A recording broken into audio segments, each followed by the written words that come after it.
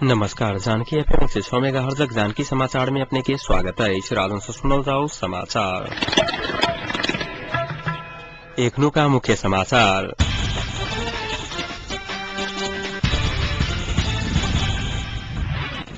नया संविधान निर्माण के सुनिश्चितता नहीं होवल नेपाली कांग्रेस व नेकपा एमाले के सरकारक नेतृत्व नहीं दिल जा सकैया। सूचना तथा संचार मंत्री राजकिशोर यादव के कहब। रथड़ जिला चंदीगाहपुर में रहल जनज्योति बहुमुखी कैंपस में अध्यापन करा रहल शिक्षक सब हाजिरी नहीं कर तलब पाइब रहल। विधान आचार संहिता पालन करे पत्रकारिता कर पत्रकार सबके नेपाल पत्रकार महासंघक महासचिव ओम शर्मा के निर्देशन। जे केहनो शक्ति प्रयोग करा बादो बाबूराम भट्टराई नेतृत्व के सरकार के हटाव पर नेकपा माओवादी के सचिव देव गुरुङ के कहब। आ सरकार खसावा में एको महीना नहीं लगभग विपक्षी दल सबके चेतावनी।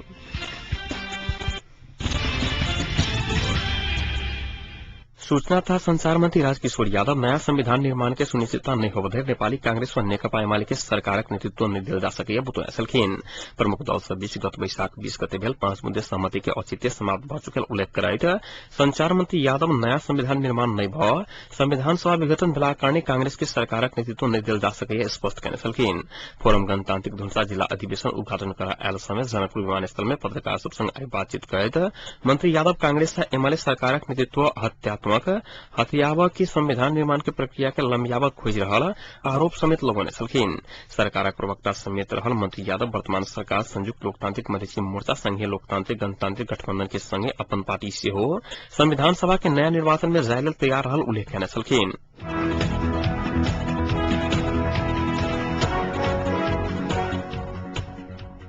रथड़ जिला चंदीगाहपुर में रहल जनज्योति बहुमुखी कैंपस में अध्यापन करा रहल शिक्षक सब हाजिरी नहीं कर तलब पाइब रहला।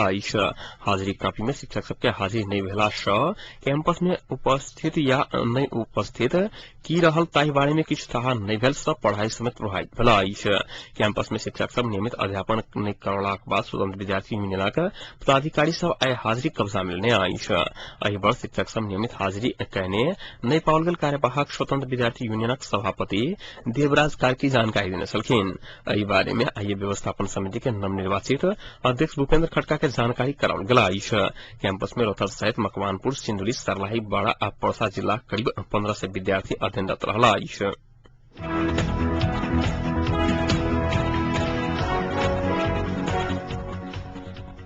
नेकपा माओवादी सचिव देव गुरुङ जे केहनो शक्ति प्रयोग कला बादो बाबूराम भट्टराई नेतृत्व के सरकार के हटाव पर बुतोया सलखिन। आय काभड़े के 5 खाल में पार्टी के भारतीय संगठन जन स्वयं सेवक नेपाल क्षेत्र नंबर 4 स्तरीय जमघट के संबोधन करते वो आवश्यक पड़ल तो हथियार उठाव समेत पछाड़ी नहीं परब चेतावनी देने सलखिन। सरकार जन अपेक्षा अनुसार काज नहीं कर सकल टिप्पणी करे सचिव गुरुङ भ्रष्टाचार कालाबाजारी जका काज से वर्तमान सरकार के इतिहास में कलंक साबित भ चुकल अंदाबित देने सलखिन। एकीकृत नेकपा माओवादी के अध्यक्ष प्रचंड और उपाध्यक्ष डॉक्टर बाबूराम भट्टराई भारत अमेरिका के इशारा में चल रहा वो आरोप समेत लगने सलखिन।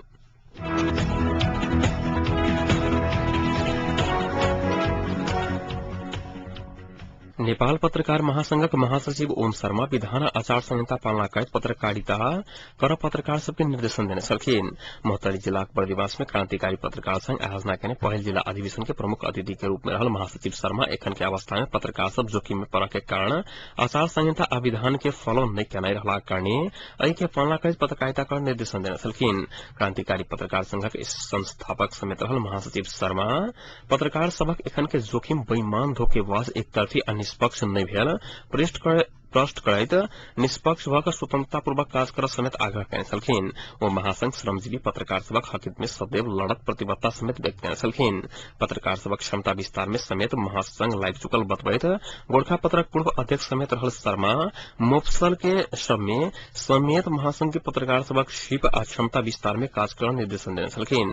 क्रांतिकारी पत्रकार संघक केन्द्रीय सदस्य जनार्दन पौडेल के अध्यक्षता में भेल कार्यक्रम में नेपाल पत्रकार महासंघ मोहतरी शाखा के सभापति हरिप्रसाद मंडल प्रेस चौतारी के ईश्वरी काफले पत्रकार गोपाल बराल माओवादी जनवर्गीय संगठन के शमशेर सिंह लामा शशिकला श्रेष्ठ उद्योग वाणिज्य संघ बर्दिवास के विनोद भंडारी सहितक वक्ता सब अपन अपन मंतव्य रखने सलखिन। एहि बीच क्रांतिकारी पत्रकार संघ मोहतरी जिला पहिल अधिवेशन से जनार्दन पौडेल के अध्यक्षता में 15 सदस्य समिति चयन कयल गेल। समिति वरिष्ठ उपाध्यक्ष में संजीत कुमार मंडल के चयन कयल गेल।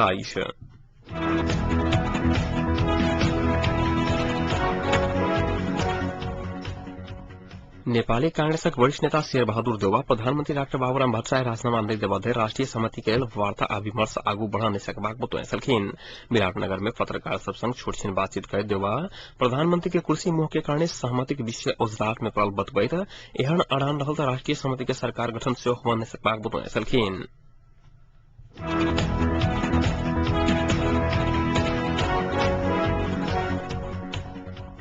नेकपा माओवादीको उपाध्यक्ष सीपी गजरेल प्रधानमंत्री डाक्टर बाबूराम भट्टराई नेतृत्व के सरकार खसाबा में अपना सबके एको महीना नहीं लगबाक दावी केने छथि। रिपोर्टर्स क्लब नेपाल आई कहने साक्षात्कार में वो आप बैसाड़ बैस आंदोलन के कार्यक्रम घोषणा करबाक ओही आंदोलन से सरकार खसा के छोड़बाक चेतावनी देने छलखिन।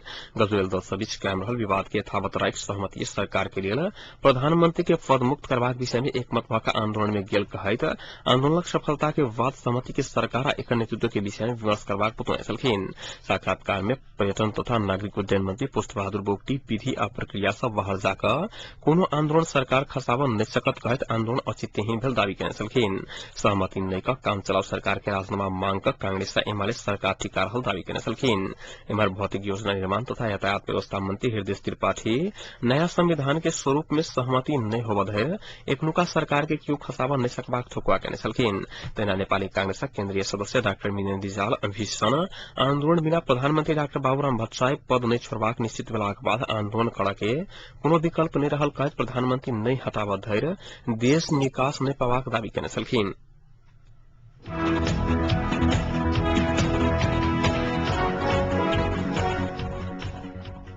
उद्योग मंत्री अनिल झा सरकार के स्वामित्व में संचालन भ रहल पूर्ण रूप से बंद रहल उद्योग सब पुनः संचालन प्रक्रिया आगाड़ी बढ़ौलक अछि।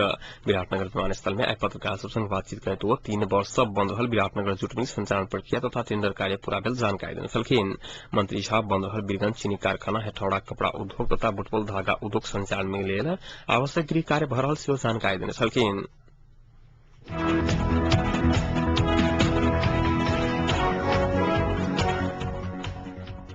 पर्यटन तथा नागरिक उड्डयन मंत्री पुष्प बहादुर बोगटी यथास्थिति में पोखरा अंतर्राष्ट्रीय विमानस्थल बन नहीं सकबाक घोषणा केने छथि। रिपोर्टर्स क्लब नेपाल आई कहने साक्षात्कार में मंत्री बोगटी बहुत जटिलता सब रहला से एहन अवस्था में प्रोजेक्ट आगू बढ़ा नहीं सकबाक बतौने छलखिन। ओहि के समस्या सुलझाकर नया प्रक्रिया शुरू करऽ पड़त। पोखरा विमानस्थल निर्माणक लेल विवाद मिलावट चाइनीज पक्ष संग वार्ता कर वार्ता टोली गठन भ चुकल जानकारी दैत विमर्श कर फेर निर्माण प्रक्रिया शुरू करबाक बतौने छलखिन।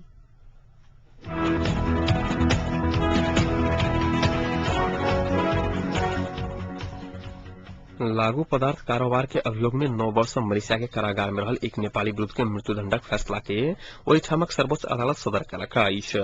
नुवाकोट बसुंजे गाविस वार्ड नंबर 1 के हरिबहादुर घले के मृत्युदंड देबाक पुरान फैसला के सर्वोच्च अदालत सदर कयलक अछि। एहि सँ पहिने मलेशिया के एक अदालत मृत्युदंड के घोषणा कयलाक बाद घले के बचाव सर्वोच्च में कयल गेल पुनरावेदन के अदालत आइ भोर खारिज केने छल। मलेशिया में लागू औषध कारोबार केने अभियोग में सन 2003 में 30 में घले पकड़ाव पड़ल छल। कोलालमपुर स्थित नेपाली दूतावास जारी करने विज्ञप्ति अनुसार मलेशिया में 3 वर्ष काज कर घर घुरबाक क्रम में होटल के घर में बैस रहल समय में पकड़ाव पड़ल छल।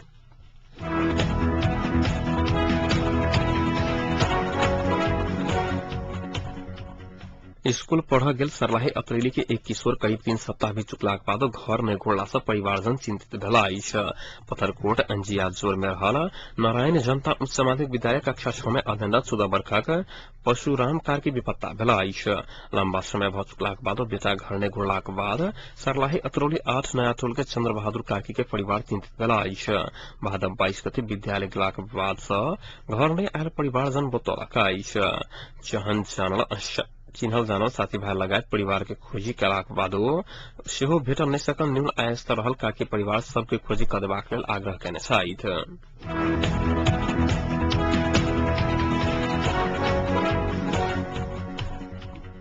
प्रधानमंत्री डाक्टर बाबूराम भट्टराई वैज्ञानिक सबके अपन ज्ञान आ ऊर्जा देश विकास में लगावा आग्रह केने छथि।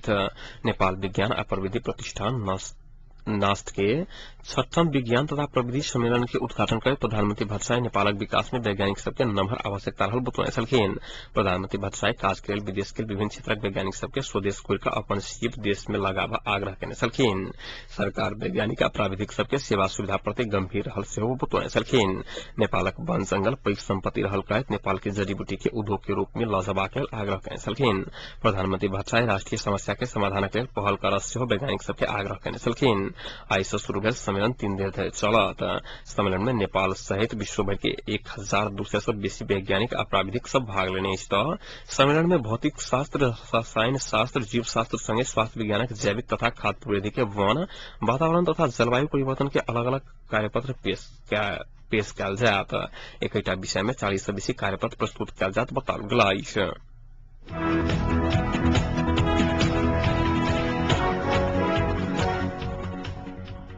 मोहतरीक ससौल में एक महिला के डायन के आरोप में स्थानीय वासी सब दुर्व्यवहार कलका अछि।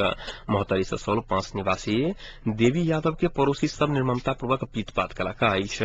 यादव के पड़ोसी राम इकबाल यादव, सियाराम यादव, संजीव यादव और ओकर सबक श्रीमती सब पीटपाट कलका अछि। यादव के माथ में तथा नाक में गंभीर चोट लागल अछि। पीटपाट से घायल भेल यादव के जनकपुर अंचल अस्पताल में उपचार संभव नहि भेलाक बाद थप उपचार के लेल जिला बाहर पठाओल गेल अछि। एम्हर पीटपाट में संलग्न रहल व्यक्ति सब फरार रहल जनाओल गेल अछि।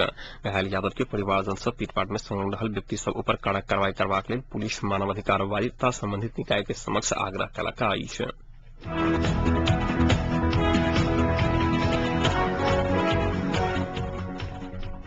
रतहट जिला के कनकपुर गांवी सब पास में पड़े वाला सिमरी गांव के कछैया बस्ती सब वन कर्मचारी तथा नेपाल पुलिस सहित संयुक्त वन गश्ती टोली 1 थान कर्मा आ 2 थान साल के गुलिया सहित 20 थान साल के चिरान काठ बरामद कयलक अछि। जिला वन कार्यालय रतहट के वन गश्ती टोली रंगपुर रेंजर पोस्ट अंतर्गत के नया बस्ती टोल से पश्चिम तथा बागमती नहर से दक्षिण के वन क्षेत्र से साल के गाछ काटि रहल अवस्था में 2 दबिया सहित 2 गोटे वन तस्कर के पकड़ाव कयलक अछि। कुंद प्रसाद बंठा, ममताज अहमद, ध्रुव कुमार सिंह सहित के टोली ओकरा सबके पकड़ाव कयने अछि। तैना सशक्त वन सुरक्षा शाखा चंदीगाहपुर के कमांडर जयलाल पटेल के नेतृत्व में गेल वन गश्ती टोली साइकिल में 1 थान साल के गोलिया लोड क जा रहल अवस्था में चंदीगाहपुर 9 बेल्डी के सागर लामा के पकड़ाव कयलक अछि।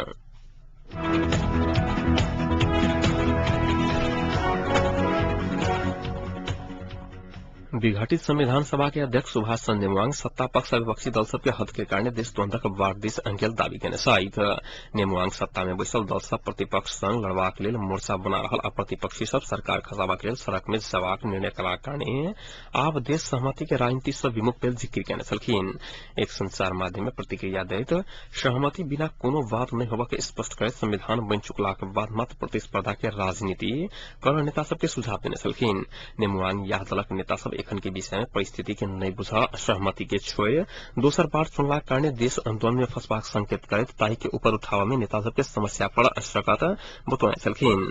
संविधान सभा विघटन भ चुकल अवस्था में अंतिम संविधान के कोनो धारा में अध्यादेश क्रियाशील करावा नहीं सकला से संवैधानिक आ राजनीतिक रूप में सहमति मात्र अंतिम विकल्प भेल बतौने छलखिन।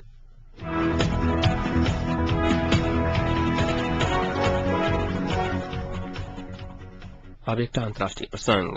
ईरान सर्च इंजिन गूगल आ गूगल के मेल सर्विस जीमेल के प्रतिबंध लगौलक अछि। अन्य बहुतो विदेशी वेबसाइट सब में प्रतिबंध लगाओल गेल ईरान में सर्च इंजिन में सेहो प्रतिबंध लगाओल गेल अछि। अमेरिका में निर्माण भेल एक चलचित्र के विषय के लऽ कऽ विश्व भर के मुस्लिम देश सब में जकाँ ईरान के राजधानी तेहरान में सेहो विरोध भ रहल समय में ईरान एहन कदम उठौलक अछि। इनोसेंस ऑफ मुस्लिम नामक ई चलचित्र गूगल के वीडियो संप्रेषक में राखल गेल अछि। ईरानक जनसंपर्क सचिवालय के सलाहकार अब्दुल शमद खेराम वादी दोसर आदेश नहीं आबद है ई प्रतिबंध नहीं हटावा के बतौने छलखिन। सरकार के ई कदम के विरोध भ रहल अछि। मानवाधिकार के क्षेत्र में क्रियाशील किछु व्यक्ति सब सरकारक कदम अभिव्यक्ति स्वतंत्रता ऊपर के प्रहार रहल बतौलक अछि।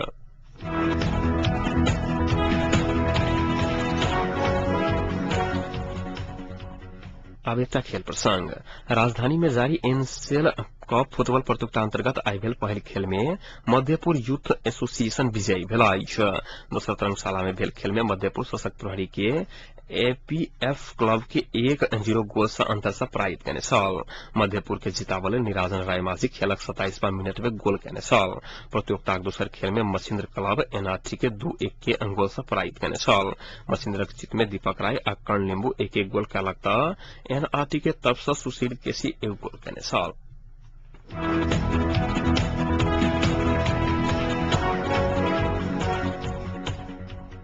अब तापक्रम में खंजनक तापक्रम 31 डिग्री सेल्सियस रहल अछि।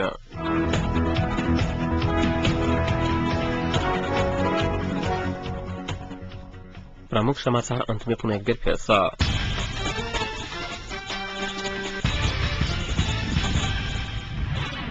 नया संविधान निर्माण के सुनिश्चितता नहीं होबते नेपाली कांग्रेस व नेकपा एमाले के सरकार नेतृत्व नहीं दिल जा सके सूचना तथा संचार मंत्री राजकिशोर यादव के कहब रौतहट जिला चंद्रगापुर में रहल जनज्योति बहुमुखी कैंपस में अध्यापन करा रहल शिक्षक सब हाजिर नेता तलब पाइब रहल विधान आचार संहिता पालना कर पत्रकारिता कर पत्रकार सबके नेपाल पत्रकार महासंघक महासचिव ओम शर्मा के निर्देशन जे केहनो सत्य प्रयोग कला बादो बाबूराम भट्टराई नेतृत्व के सरकार के हटावा पर नेकपा माओवादी के सचिव देवगुण के कहब आ सरकार खसावा में एको महीना ने लगवा विपक्षी दल सब में चेतावनी।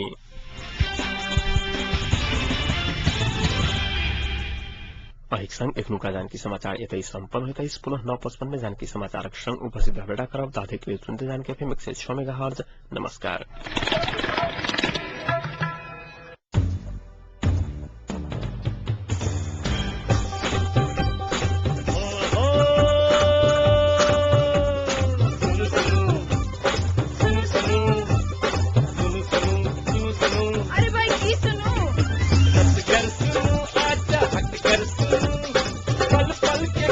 घर बैसल सुनो